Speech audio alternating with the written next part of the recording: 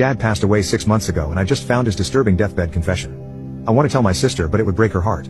So my dad passed away 6 months ago after a long and hard battle with cancer, which he contracted not long after his wife, our mother, passed away.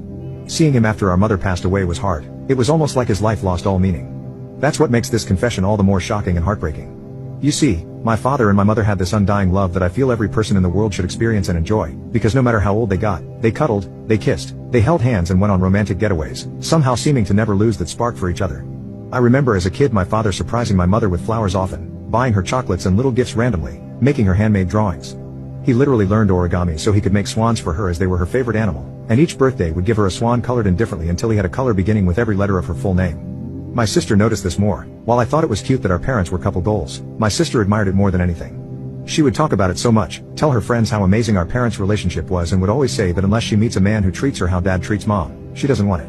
Our father never yelled, never screamed, was the most calm man in the world, despite standing at 6'7" and weighing close to 250 pounds. He was a gentle giant. The one time I saw him get angry was when as a family when walking down the street, two passersby grabbed my mother's hair and yanked it as a joke. My dad proceeded to beat them to a pulp there and then. I remember that moment so well. It encapsulated everything my dad was.